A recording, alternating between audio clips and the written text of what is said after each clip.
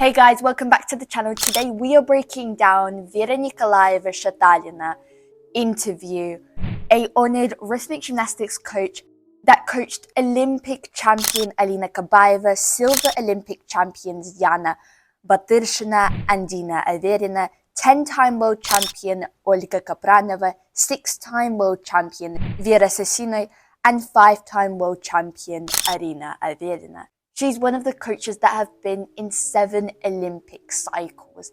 Can you imagine her students, the stars that she has built? This interview is so interesting because Vera Shatalina is not only an honored Russian national coach, but she's also a judge, and she gives us insights and the behind the scenes of what was actually going on. And it was such an honest and truthful interview to hear.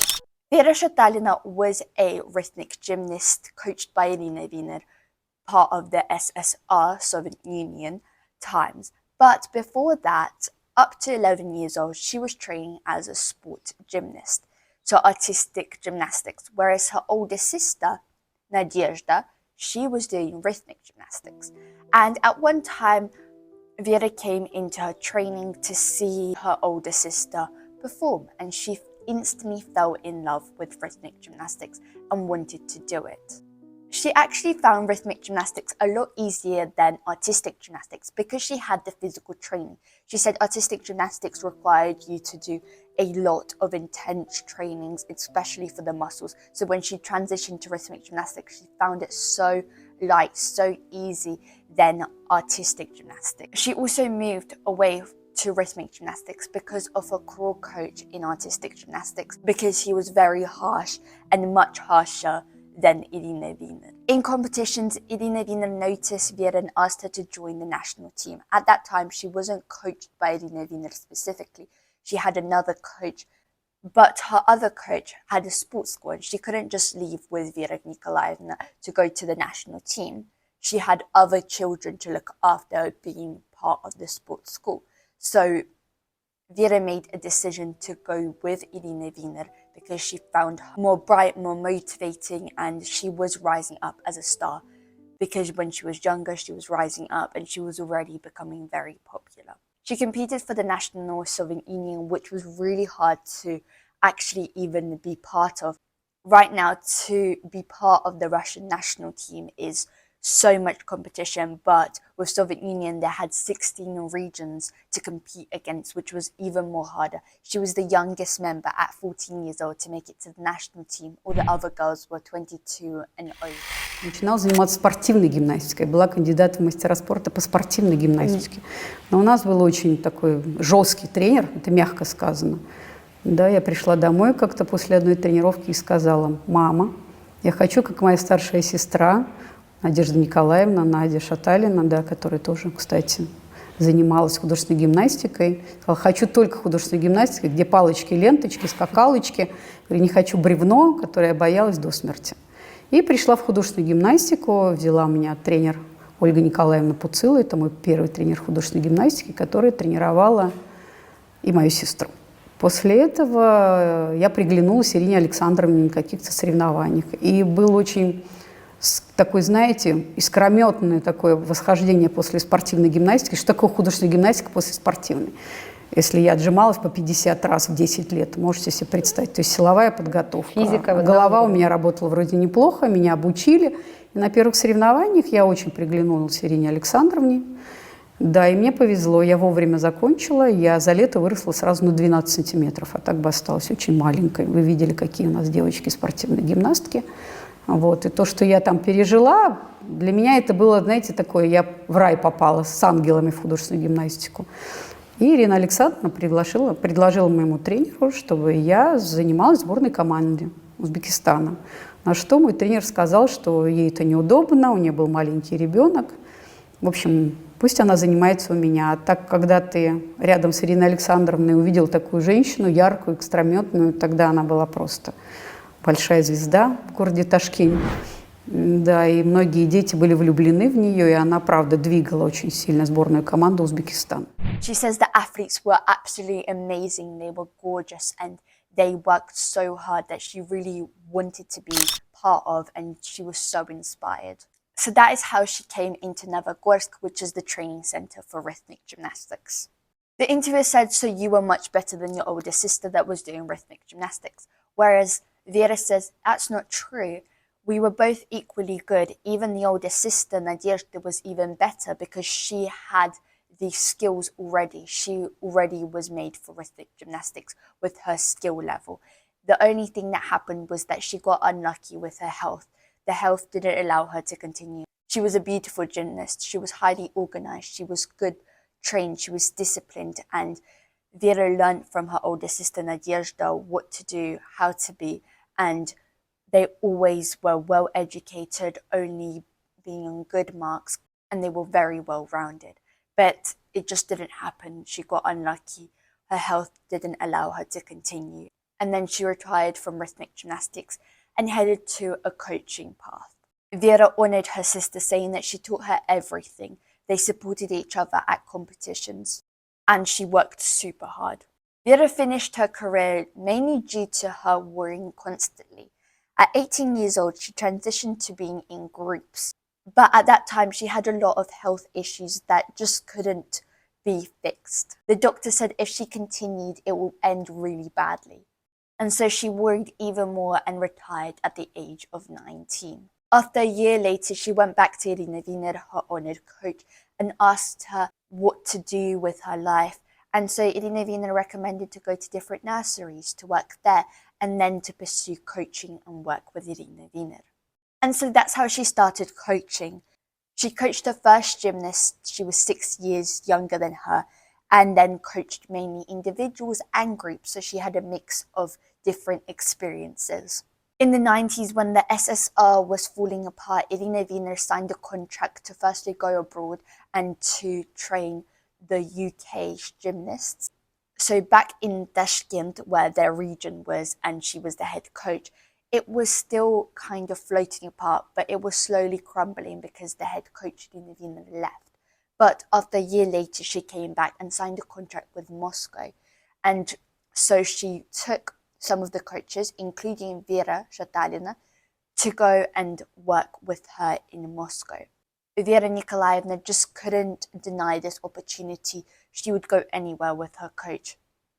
And so she packed her bags and moved to Moscow to work with Irina Viner. Irina Viner also took 2 other gymnasts from the region of Tashkent. And that is how Vera Nikolaevna started her coaching in Novogorsk, particularly as the national. Почему закончили карьеру? У меня была травма, несовместимая со спортом. Я очень переживала. Я ушла в групповые упражнения. Ирина Александровна сказала мне, а почему бы нет? То есть я любила все это, мне очень групповые упражнения нравилось. Но когда я 18 лет стала переходить туда, со здоровьем были большие проблемы. И мне врач сказал, что если ты будешь дальше продолжать, это может закончиться очень плохо. Я очень переживала, закончила, и в 19 лет опять же вернусь к своему тренеру, который мне очень помог. Ирина Александровна не оставила меня, она меня взяла к себе помощницей, но еще плюс заставила меня работать и в детском саду. В общем, много было историй. Представляете, сразу после яркой такой спортивной жизни вдруг окунуться во взрослую. Это совершенно, то есть небо и земля. So in 1995 was her first European Championship. And she said the competitions weren't too well. It was more of a practice run to how things worked and how to navigate through these types of competitions.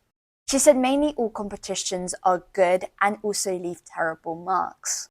But she prefers the process at the beginning where they have to pre-prepare and there's adrenaline, there's some sort of anxiety, there's a rush, there's a spark. She likes that whole build-up as a surprise. And she doesn't like it when the competition comes to an end and everybody feels this empty feeling of kind of downfall of emotions. And she doesn't like it. She likes when the competition is at high intensity. She finds it even more interesting. In 1996 was her first Olympics. She said it was one of the worst and very competitive Olympics in America. It was very hot and a lot of people got a lot of food poisoning because the fridges at the Olympic Village didn't work. It was just such an intense and hard to work environment. She said the girls worked really hard and performed brilliantly. her gymnast made a mistake with dropping the ribbon, and that's how she got into silver place. But she said even if her gymnast didn't drop the ribbon, she would still not go to get gold because the fan favorite, the leader, was the Ukrainian gymnast Ekaterina Serebranskaya. But still, they did compete and give competitions to the Ukrainian. Even though Vera knew that they wouldn't be able to go and get that gold, she still gave a lot of good competition. Vera Nikolaevna said that the worst place for the Olympics is getting fourth place for the athlete because you haven't made it to the podium and you haven't gotten a medal. It's one of the worst places. Если Европу и мир вы не выделяете, то первые ваши Олимпийские игры, 96-й год. Это был калейдоскоп для меня. Там столько впечатлений и ужаса. Самые мерзкие соревнования, которые я помню, это Олимпийские игры в Атланте. Это просто ужас. Жара, можете себе представить, под 50 градусов. В Олимпийской деревне не справляются холодильники, очень много отравлений у спортсменов. Слава богу, наши, как птички, ели. Ирина Александровна сразу всех предупредила: девчонки, будьте аккуратны. А тогда еще 96-й год, у нас еще такого не было, вот эти все йогурты, всякие там упаковки интересные. Ну, конечно, нам было это все сложно на это смотреть, но все равно, в каких мерзких условиях мы жили, я это никогда не забуду. Слава богу, нас перевезли потом в другой город, и более-менее мы все жили в шаговой доступности. Зал был хороший, ничего не могу сказать, все было замечательно. И девчонки как могли боролись. Жалко, что Яна там уронила ленту. Но я думаю, что если бы Яна даже не уронила ленту, нам бы не дали первое место, потому что была бесспорный лидер, это была Екатерина Серебрянская.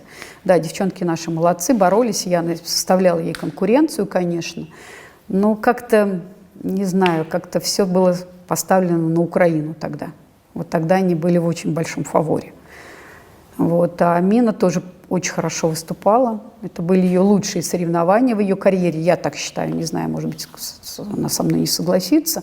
Это были ее лучшие соревнования, но, к сожалению, было самое обидное – это 4-е место. Хуже нет у спортсмена, когда 4-е место – это очень большая травма психологическая. Но выступала она хорошо. Она единственная из всех 4 спортсменок, которые боролись за тройку, не допустила ни одной видимой ошибки. А для Олимпиады это очень важно. Ну, так сложилось, вот, что не дали хватило ей. сложности или не пустили? Нет, мне не хватило сложности. Тогда у всех было все одинаково. 2 прыжочка, 3 притопа, 3 прихлопа, да. И, кстати, наши девчонки делали очень хорошую программу. Да. Ну, тогда была хороша Серебрянская, ничего не могу сказать. А вот за 3-е место я поспорю, конечно, с Леной Ветриченко. Да, я считаю, что Амина вполне могла быть 3-я. Но хотя у нее тоже очень сложный характер, и я думаю, что там был такой фактор чисто человеческий, не дали. In 2000's Olympics, everybody expected Alina Kabaeva to deliver gold. She was a fan favorite. She was one of the students of Vera Nikolaevna. Vera said that the girl just rose from the junior straight to the seniors with a blast, and straight away, her first senior career, she won. She became an absolute European champion, winning in Portugal. Everyone kind of thought it might have been Yana Budryshina, and Amina was also competing, more of the seniors, more established, but Alina Kabaeva just rose up the ranks. She went straight to the top. She was very flexible, very heartful, and just the sunshine. She was so charismatic and a positive person that she just felt she was a delight to be trained with. And because she came out to be an Olympic favourite, everybody expected her to win. She also thought she was going to win before, and it just happened so. In the 2000 Olympics, she drops a hoop and makes a mistake. It was such an easy mistake, such a silly one. The hoop just slipped off her wrist while she was twisting it like that. Vera Nikolaevna says, I don't know what kind of sins we have done to be able to cause that, but everybody thought she was going to win. So she had a heart-sinking moment. Vera Nikolaeva, she was in full shock. When everything happened, Vera Nikolaevna was just in so much shock that she didn't even know what to do. The next person that was going was Yana Bursakova, and she had to be prepared, she had to be prepped, and then go off. Vera Nikolaevna says that thank goodness there wasn't any cameras to be able to watch what happened, because Yana Bursakova could be focused and go out there and win for Russia, because Yulia was that type of person that can make mistakes and can be stressed quite easily. So with having no cameras and not knowing what happened with Alina, she can just stay calm, focus, and do her routine. And that's how she became the Olympic champion. And Alina Kabaeva was in third place. Alina was in the change room asking Vera if she still had a chance at the gold.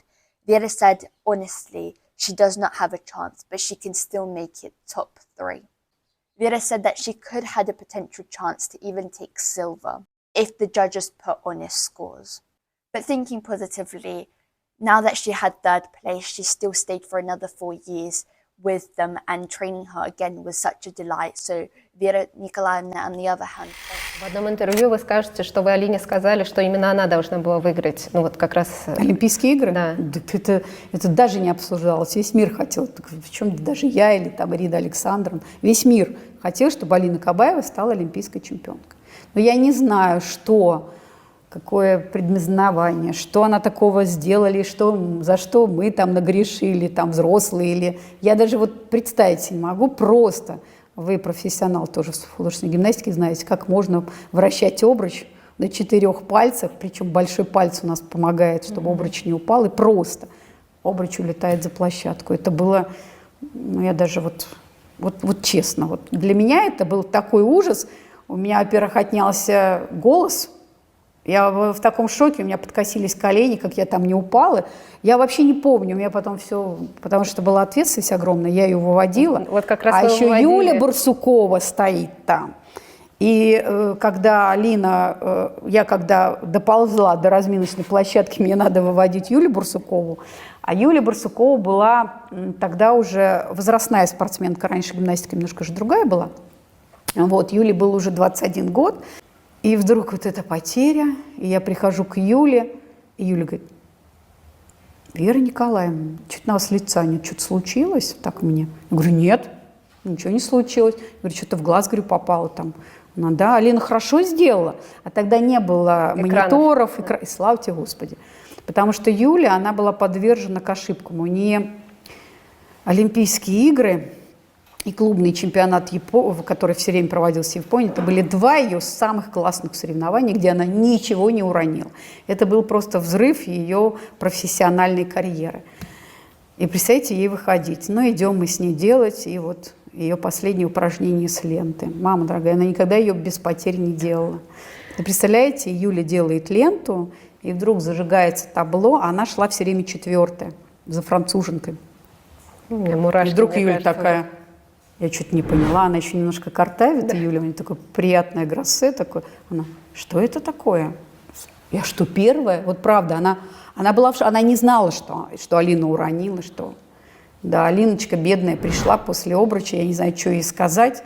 Она села в раздевалке, села так вот голову, долго очень молчала, она не плакала.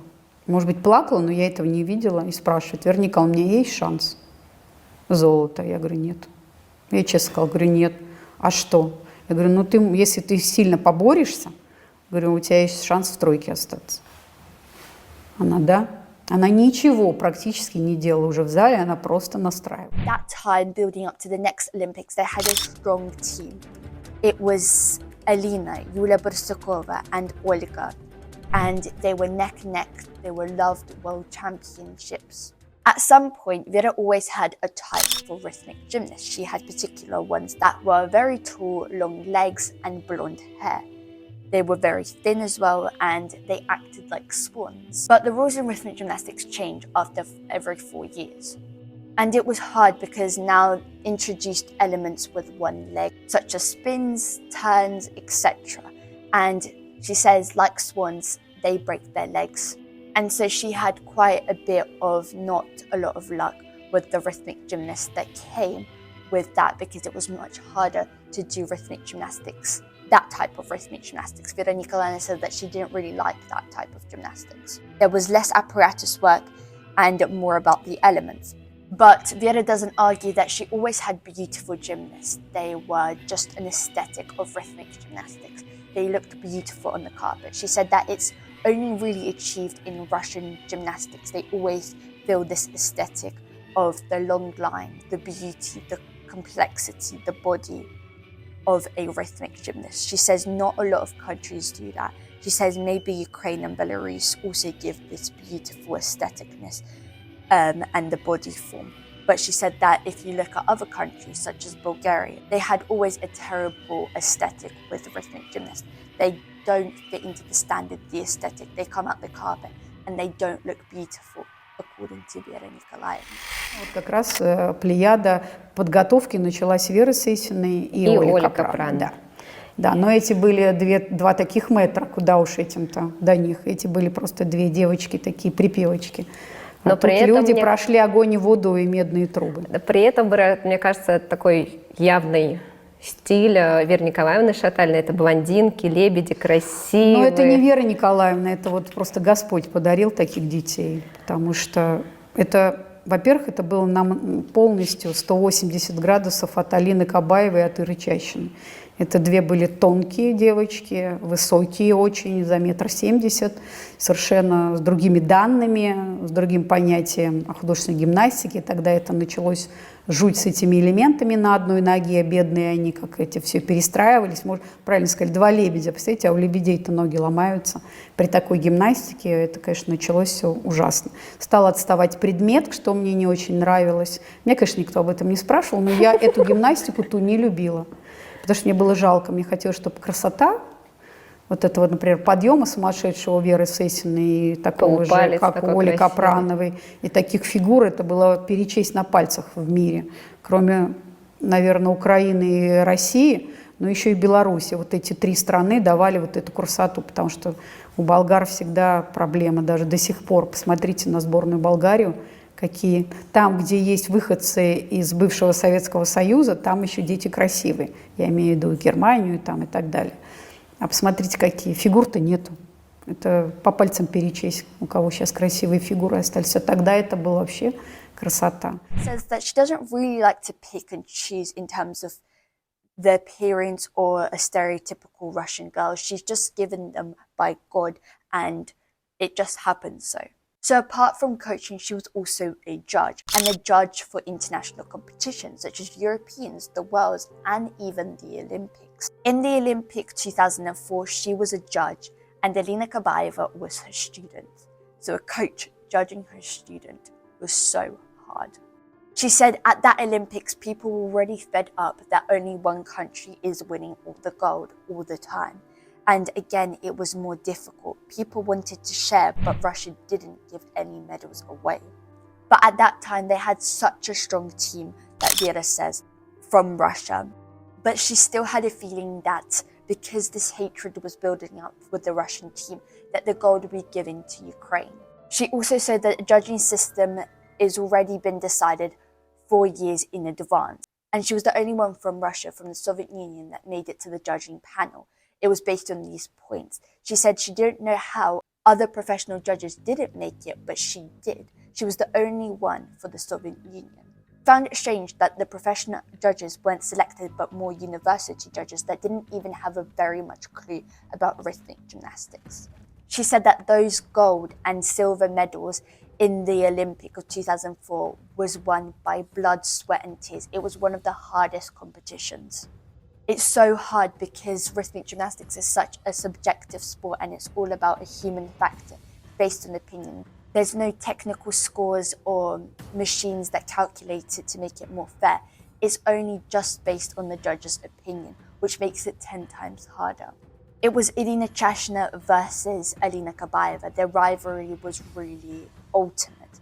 They were competitors and they wanted it bad. If Vera was judging the Russian girls and they made a mistake, she had to give them a mid score to the max and not a high score, because you are risk of disqualification if you do any biasness for 4 years. And even Irina Viner said, don't risk it, Vera, do what's right.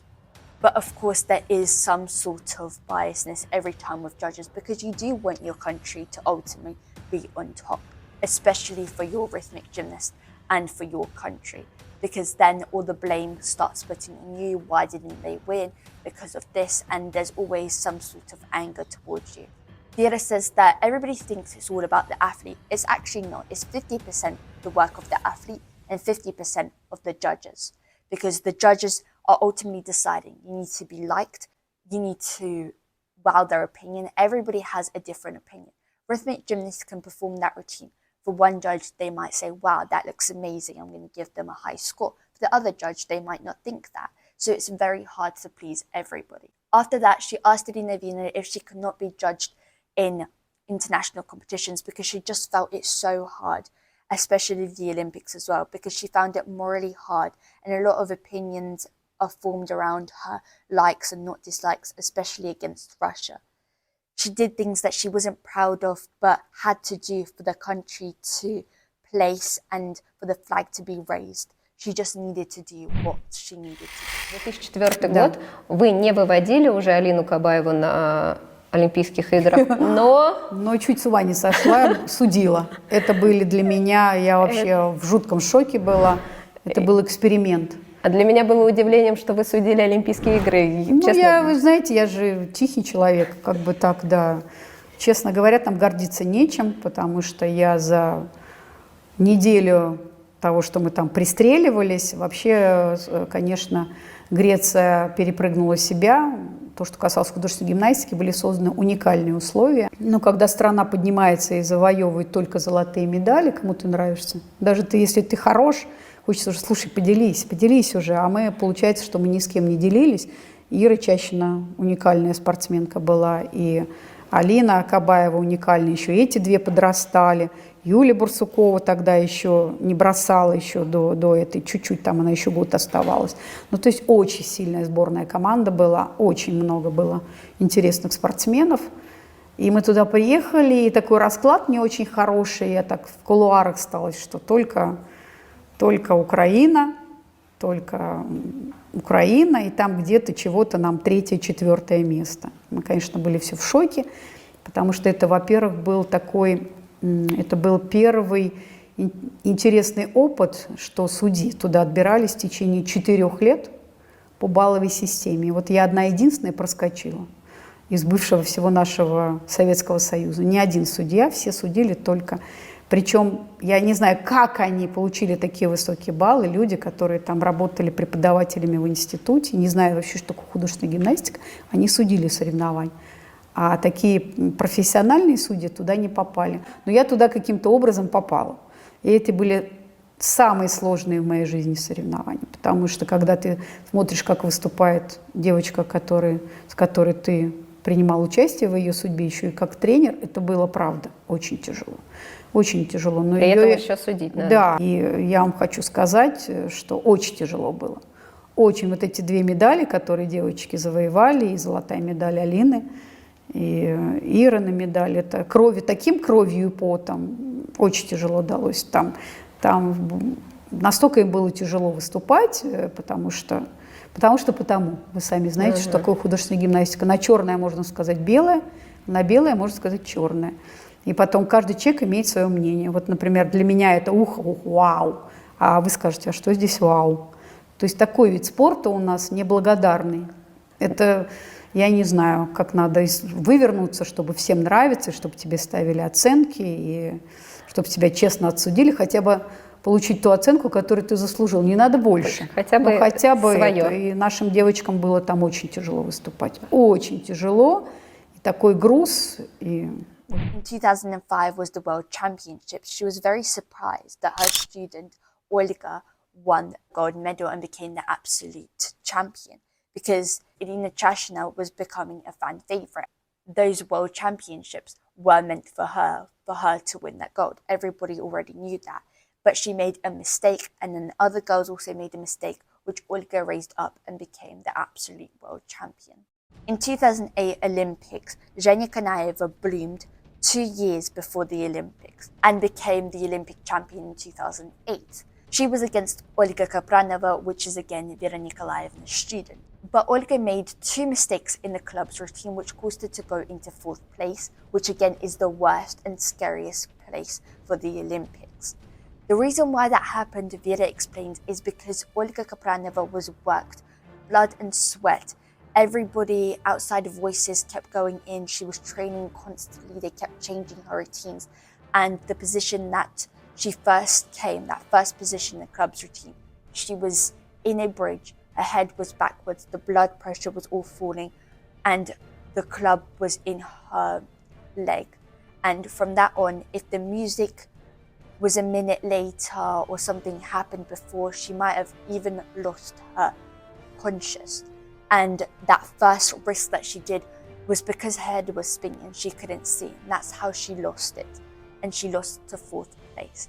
Vera Nikolaevna said that the girl was literally worked as a dog, and she felt so sorry for her. She couldn't do anything about it because she wasn't the head coach. Her opinion didn't matter. She tried to defend Olga in some way to give her some sort of rest, but Irina Viner declined everything and said, "Who are you to do anything, really?" She was really rude to her. She said at the start it needs to be something easy, then a whole complex move. It needs to smooth in, something easy, then in the middle is more complex, and then at the end also.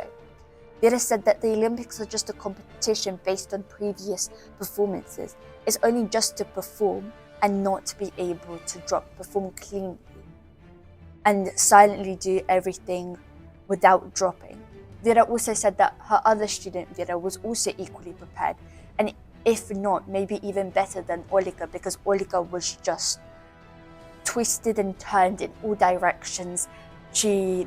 Those control trainings, she couldn't control Vera, and her other student, Vera, just worked silently without being touched. She was equally ready and could have won the Olympics as well as Zhenya and Olga in the past for the World Championships.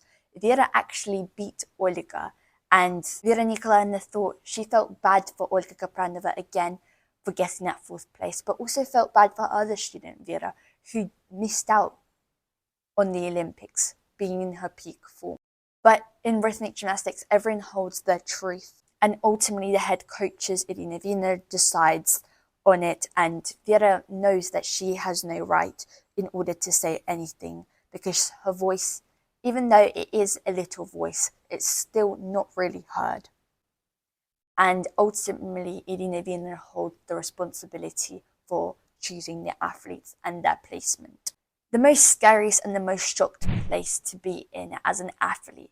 And Olga was in absolute shock, devastated, and was on the edge of committing suicide. Vera tried to uphold her because Olga did find it very hard to come back to rhythmic gymnastics, to face the world again in some way and to live her life. So she felt really bad. А Оля, она человек романтичный, и у нее в голове, ее просто тогда уже убили, просто растерзали бесконечными, ее все время критиковали на этих контрольных тренировках, просто измотали ее до такой степени, что мне было жалко девочку, но я не могла, если я могла что-то сказать, то ко мне прислушивались. У нее было начало упражнений в булавах. Она практически стояла в мосту с поднятой ногой, но люди, которые занимаются спортом, и вы, как мой коллега, можете себе представить. А если не нажмут вовремя музыку? Что и случилось на Олимпиаде. Она стояла долго, кверху, вниз головой. Представляете, кровь прилила и так далее. Потом у нее резкое вставание. И она, когда потом мы с ней уже разбирали все это, я говорю: Олечка, что же там случилось? Она говорит: Вера Николаевна, у меня закружилась просто голова. Я так испугалась, у нее закружилась голова, и у нее упала булава. А потом еще раз упала. То есть это было просто нереально. И когда я говорила, нельзя такие делать начала. И для меня это, конечно, кровавый урок такой в моей тренерской карьере. Но я теперь всегда спрашиваю ребенка: удобно тебе в начале и что ты хочешь? Что ты хочешь в начале, чтобы тебе потом было не страшно. Потому что начать надо с легкого, а потом уже что-то такое, чтобы предмет был в руках, а тут еще мало тебя зажатая булава в ноге, ты еще стоишь вниз головой. Михаил Геннадьевич впервые в Новогорске также у моей гимнастки видел начало в ленте, и он мне говорит: убери это начало, вспомни Олю Капранову на Олимпийских играх. Понимаете, никто тогда, да, когда я говорила об этом, меня просто нецензурно посылала Люси и говорила: ты ничего не понимаешь.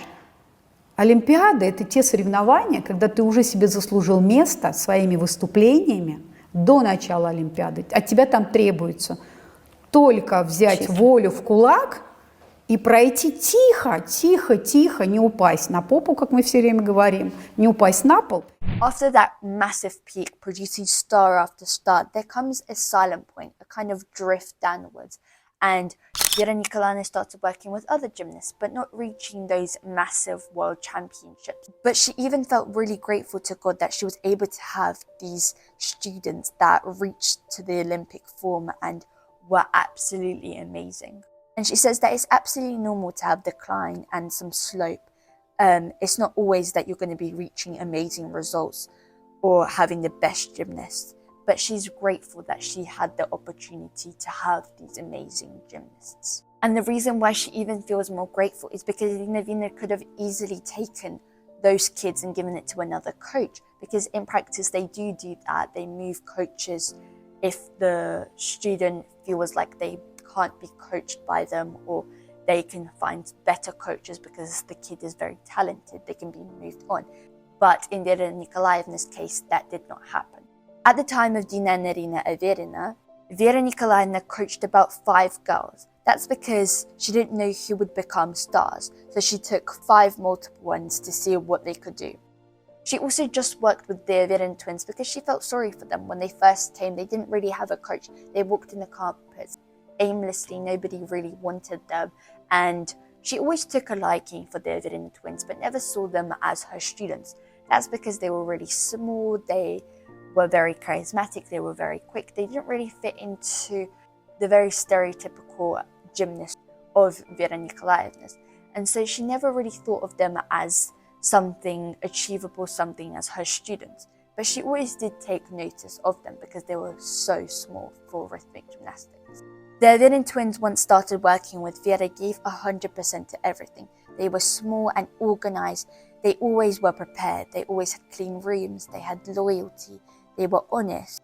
And she says that working with them was an absolute dream for any coach. They did everything that they were told and could only be repeated 10 times. And if the coach had a vision, they always completed it. She said those 5 years where they were untouched, they were working slowly and progressing, the first 5 years, were her absolute best in her coaching career. She said that she led them to their careers at 18 years old with no injuries because of the regime that they followed. Vera was concerned with their height particular because they were too small. They went to every doctor, and there was one particular doctor that said that recommended for her to not implement any jumps for their height to grow. So they did not jump. For warm-ups, they didn't jump. For competitions, they did minimum jumping. And they didn't do a lot of physical training with weights because the weights weigh you down, and so the height, the spine, isn't able to stretch out fully, and so the height disappears. They never had any problems with weight because they always controlled themselves of what they ate. They were true sportsmen. And Vera never restricted them, even encouraged them to eat more, like bread and butter with cheese, to be able to spark more growth and get more calories for them to be eating more properly. They also had amazing parents where the parents lived for their kids. And so whenever the twins really missed their parents, Vera Nikolaevna would send them home, and the parents would say, "Don't worry, we'll look after them, what do you need?" And Vera Nikolaevna said, "Try and make them rest as much as possible, especially being in water all the time, because the pool really stretched out the spine and it really helped stimulate growth." And they were the only gymnasts that would go to the pool every day, knowing the importance of their growth and their health. The reason why Vera Nikolaevna was so obsessed with their growth and the importance of it is because whenever they were judged, they would get lower scores. And she said that it's mainly because they looked like they were dwarfs, and people said that they looked ugly and not stereotypical for rhythmic gymnasts. They didn't fit the aesthetic. Even though they are visually really beautiful, they were like dolls. They didn't really fit into the norms of rhythmic gymnastics. And because they didn't fit into the standard, the lower the mark. And the girls knew that they were judged unfairly because of their height. So Vera Nikolaevna, because of them, took her judging positions in every Russian national competition in order for the girls to be judged. Удовольствие, но просто, понимаете, привыкли же все к высоким, а они были маленького роста. И мне, да, мы очень много ходили по врачам и к эндокринологам. Но мне сказал один очень хороший детский врач, сказал: Вера Николаевна, если хотите, чтобы дети выросли, меньше прыжковой нагрузки. Мы 5 лет практически не прыгали прыжков. 5 лет, вот с 13 до 18, мы практически никогда не разминались прыжками. Они всегда вывозили их на море. Всегда, когда они стали у меня заниматься и скучали по дому, я скрывала это от многих и отпускала их домой, за что их мама была мне очень признательна. И говорю: Вера Николаевна, вы не волнуйтесь, мы здесь будем тренироваться эти дни. Я говорю: вот мое первое условие – никуда не ходить, не тренироваться, а ходить только в бассейн, чтобы позвоночник отдыхал, чтобы они росли. И вот мы взяли 5-6 лет, это было, они вообще не вылезали из воды. Они такие правильные, они ходили в бассейн. Я говорю: девочки, вы понимаете, они ходили единственные в бассейн каждый практически божий день. Они понимали, что им надо для достижения определенной цели иметь внешний вид. Они прекрасно выглядели, но они были, знаете, такие, как куколки две, крошечные. А когда они стали расти, они, конечно, превратились в таких красавиц. А первое время им даже занижали оценки, потому что они были маленькие, и говорили, что это за уроды или липуты, и вообще зачем тебе это надо. Они понимали, что им занижают оценки? Да, да. Так я из-за них садилась главным судьей соревнований, на всех практически российских соревнованиях садилась главным судьей только из-за того, чтобы им ставили честные оценки. Потому что у нас имеет практику такое, что могли занижать оценки только из-за того, что вот они не соответствуют стандарту, будем так говорить грубо. The first 5 years, Vera said that they literally had no goal of the Olympics, nothing big. They just worked, they trained slowly and quietly. She tried to protect them against anybody. She just kept them to themselves and loved them so much. She tried to coach them as much as possible and waited for them patiently. There was no rush into main competitions because she knew as soon as she rushed into it, the goals would be ruined and there would be nothing. So Vera tried to hide them, to save them, because she knew that if they went higher, it wouldn't work out. She wanted to give them more time off. The girls were particularly special because every time they went into international competitions, they would always win. The Averina twins handled the apparatus work so well. They were so different and so ordinary. The talks about the Olympics in 2016 were the leaders of Yana, Margarita Mamun and Alexandra Trusova. Yana was becoming the Olympic leader, and so people thought that she was going to win. She had proven herself for 4 years. Even Vera thought that she was supposed to win those Olympics. But pre-Olympics, Yana's behavior was kind of off. She was quite rude to her coach. She didn't respect her that much. And she said that that loss of the club might have contributed to her direct sin because she wasn't behaving correctly to her coach. But it was practically in her hand, it just slipped off. And so Rita Mamun was really lucky and she won. She says Soldatova could have been at the Olympics.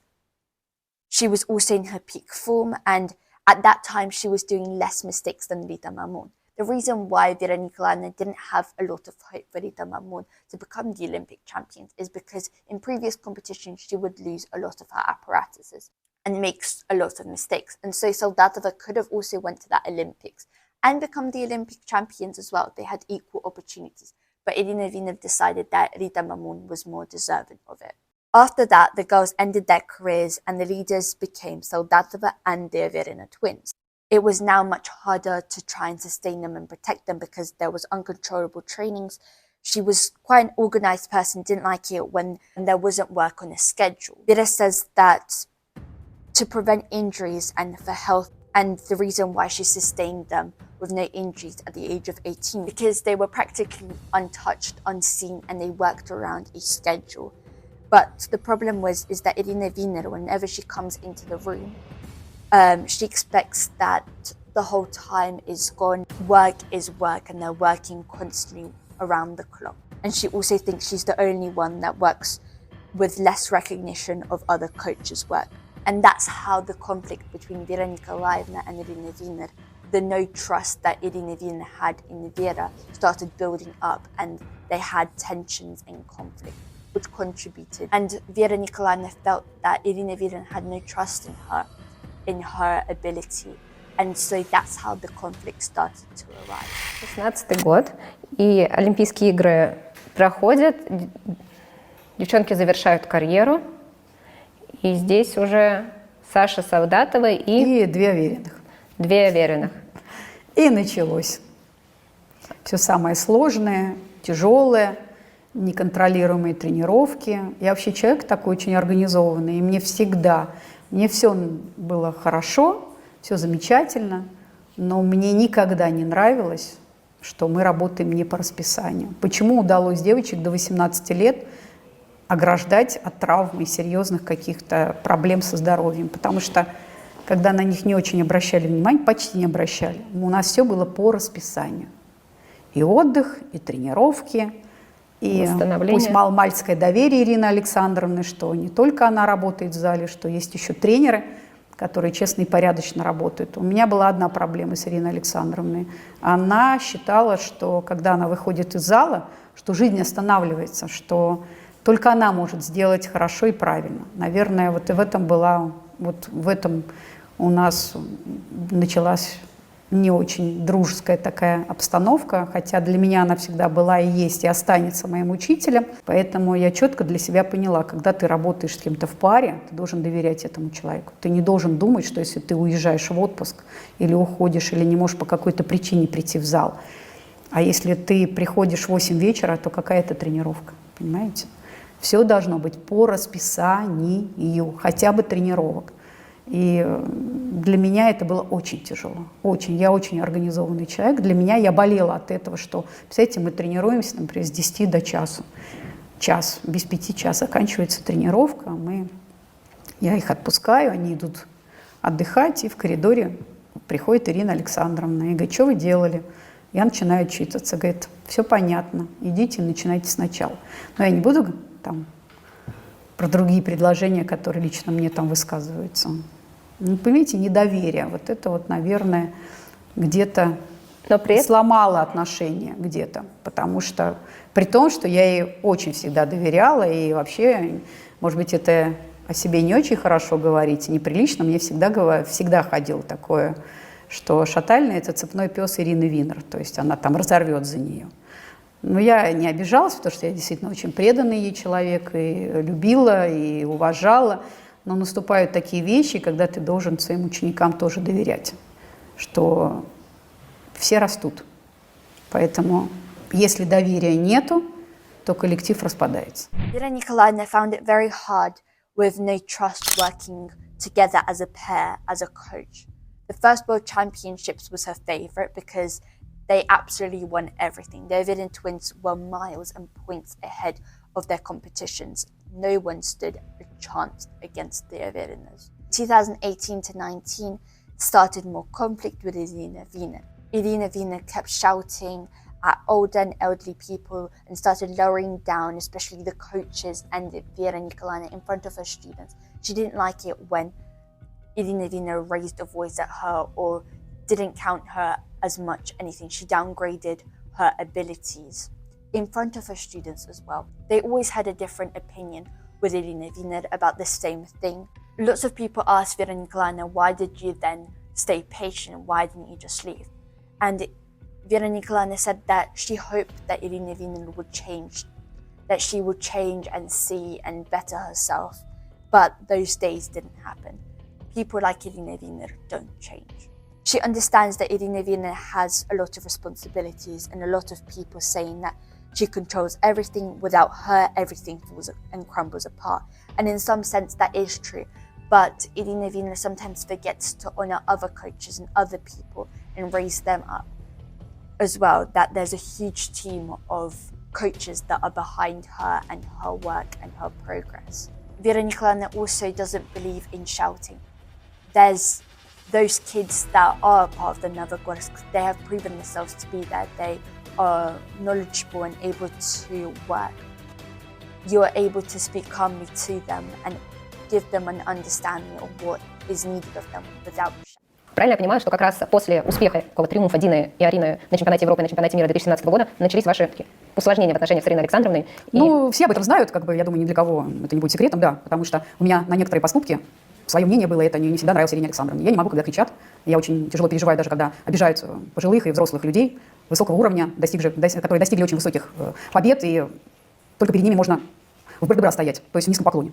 И когда их унижали и оскорбляли, да, мне это не нравилось, и из-за этого начались проблемы. Потом мне не нравилось то, что при учениках, которых, в общем-то, я сохранила, здесь, наверное, мой эпитет подойдет, да, да, именно я сохранила их, и охраняла, и воспитывала, и любила безмерно, да, и когда меня стали отодвигать от этой роли, мне это не нравилось, и, наверное, доверие Ирине Александровне, что только она, почему, некоторые, на одни и те же вещи у нас было разное мнение, да, я старалась, но у меня тоже характер не вода, да, сложно, и когда при учениках начинали на меня повышать голос, для меня это было самое большое оскорбление, и мне бы, конечно, все это было очень сложно. Я думаю, что многие сейчас скажут, а что ты терпела? Да, терпела, потому что это мой учитель, и мне хотелось, чтобы Ирина Александровна тоже немножко поменялась, но люди все разные, вот я, например, умею меняться, там еще кто-то умеет, а вот такой человек, как Ирина Александровна, она всегда руководила, да, на ней очень большая ответственность, но, наверное, еще окружавшие ее люди, которые ей внушали, что если что-то с ней случится, то все рухнет. Да, где-то это, наверное, и правда, но ценить людей надо. Я даже со своими учениками не разговариваю в оскорбительной форме, потому что я знаю, что с детства очень много внушается ребенку, и у него остаются потом обиды.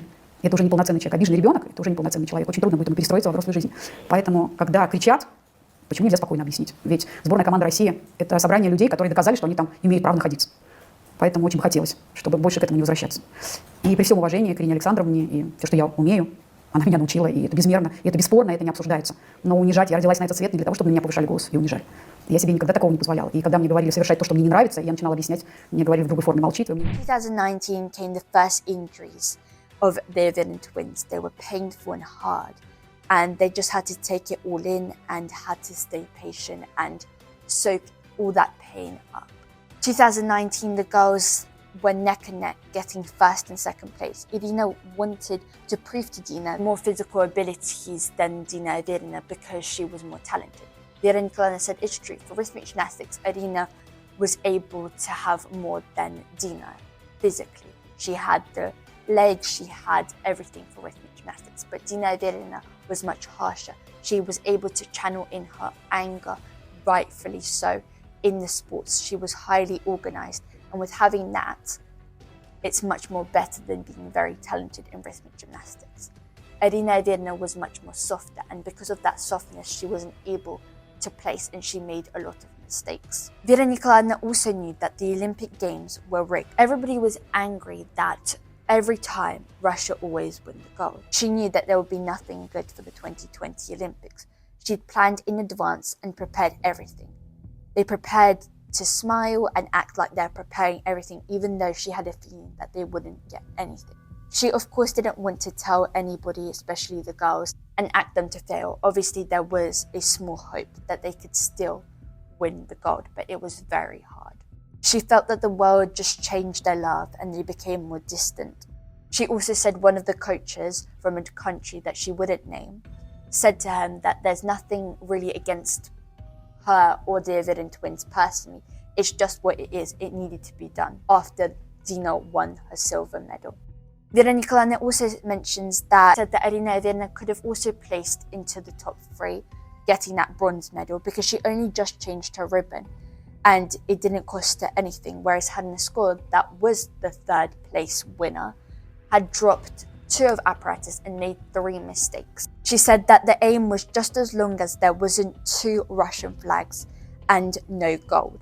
Those competitions were just clear politics. If you look at the international competitions now that Russia and Belarus are not on top and not competing, every country is getting the piece of the pie. The countries are sharing medals. There's not one leader taking everything. It's always a mix. Vera Nikolaevna pointed out in Bulgaria, even in the World Championships, there were only 2 gold medals given to Bulgaria and all the rest were given to other countries. They much prefer it when the podium is covered with different flags. But Russia mainly, for years, Irina had this standard that Russia was the best and always had this high plank that no one can compete against the Russians. Of course, people didn't like it and got tired of it. Vera found it hard to coach, especially knowing about it, but couldn't tell the girls. Irina Viner was in full connections by the internet because she wasn't able to come to the Olympics because of COVID, etc. So she kept shouting mistake after mistake and didn't give any trust to Vera Nikolaevna to be able to coach the girls. She was the only one that was taking full control There was uncontrollable trains, the girls barely rested, and other countries couldn't even be on the same carpet as the Russians because of the constant shouting, of the constant degrading. It was just so much. Other countries just stepped away and Russia was all alone in the carpet. There was so much tension. It was unbelievable. People were just so fed up and Russia was alone. They couldn't coach them at all, with Viner taking all control. There was no trust in the coaching ability. She was 100% confident that Dina would win after Linoya Stram dropped her ribbon. They didn't have a lot of hope that Dina would win the gold. But after the last apparatus and Linoya drops her ribbon from a risk that is hard to beat gold, there was 100% certainty that Dina would win. But when the scores came back and Linoya Stram had a very high score, a super score, that dropping a ribbon was absolutely nothing. She acknowledges that Linoya is a respectful gymnast. Her big plus was that she was hardworking and she has a really good team of coaches. Israel had an amazing coaching team, a good staff. They were so cohesive and a good team. But she says physically she didn't own of not being a rhythmic gymnast. She couldn't, whenever she stepped out the carpet, it wasn't rhythmic gymnastics. She didn't really have that aestheticness about her. Her gold medal was given by those judges. Not only were the judges supporting her, but also the whole world was supporting her. There were only a number of people, a number of countries that were for Russia, but that was counted by hands. After that, she went to a therapist to seek to understand what is happening, because those were the most unfair competitions she has ever seen. She said that at least Dina had a silver. It was a bit more calming. But Irina Viner got 4th place, which is the scariest place to be in, and ended up with no medal at all. She was at the side of committing suicide. The next World Championships, Dina and Arina declined to work with Vera Nikolaevna, which was the most shocking for her because they were older. They were 23 years old. There were a lot of people that contributed to their distance, and a lot was to do with Irina Viner. Irina loved it when Vera Nikolaevna was upset. When the girls went to Irina Viner and said that they wouldn't want to work with Vera Nikolaevna anymore, Irina Viner said, "I understand, girls, you can go," without even repairing their relationship or trying to understand why. She didn't even try to help to restore the relationship with the girls. Vera Nikolaevna was just in full shock. The two-facedness was unreal. She didn't know what to do. Vera said that Viner wanted to do everything for the girls to have a bad relationship with Vera, especially for those 3 years. After that, Vera went to Irina Viner and told her everything that she didn't like. She said everything about her opinion and left.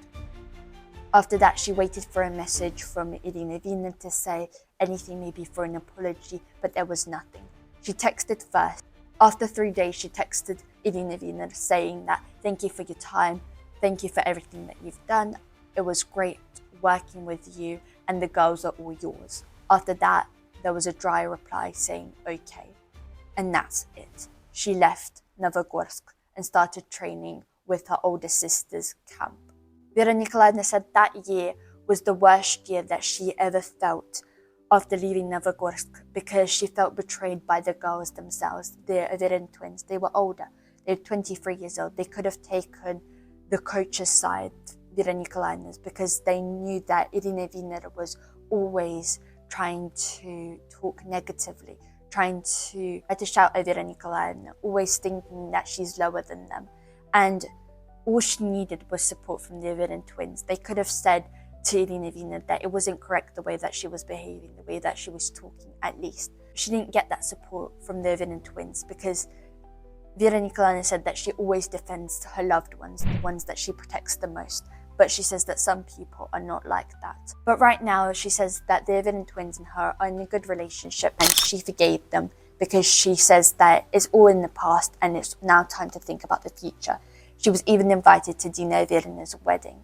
I really hope you guys enjoyed this honest and truthful interview. It gave a lot of insight to the relationship with Irina Viner and how she treats her coaches, and the relationship between the coaches and the students, how in Russia the coaches do so much for the athlete, and it's really also about the coaches' role in making sure their athletes are stars. I really hope you guys enjoyed this interview. If you did, please give it a like, subscribe, comment down below, and I will see you in my next video.